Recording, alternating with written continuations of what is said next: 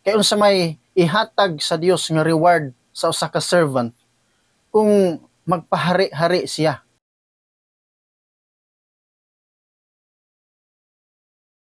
Kung gipili nimo ang Dios, kay matinud-an ka nga sulugoon, no? Kita sulugoon ta, dili ta amo, dili ta maoy nagsugo sa Dios, dili igo lang tang gisugo sa Dios. Kining pagsimba part lang ni sa ato ang pagtahod niya, kining atong pagbuhat sa bisan unsa diha nga maayo, igo lang tang mitahod niya because gusto niya nga makakita siya nga faithful ta diha kaniya mga igsuon niya.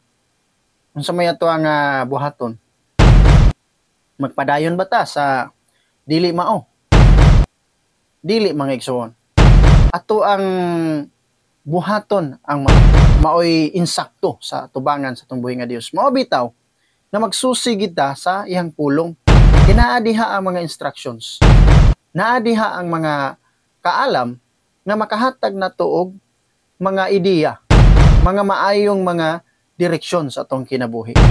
Di gina to nahatagag pagtagad, di na to basahon, dili na to tun-an, nabaw nagdili na to i-apply sa kinabuhi, mahimong murarag gihapon tag walay pagtuo, no? Murarag gihapon wala tay relasyon diha sa ato ang buhi nga Dios. Kay kinahanglan man nga i-work out, kinahanglan man nga makita ang ato ang mga giingon nga pagtuo.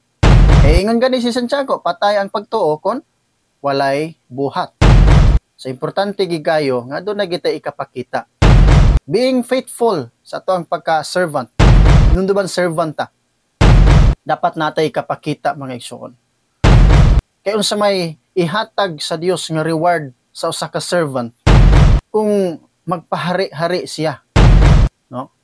Walay hari nato dinining kalibutana diha sa spiritual, kitang tanan parehas ta. Apan dili malikay nga dunay mga nauna, so kitang mga nagsunod diha musunod ra pud ta.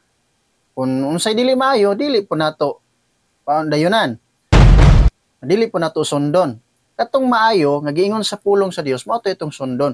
Kay faithful man ta nga servant, dili sa tao kundili ngadto gayud sa Dios.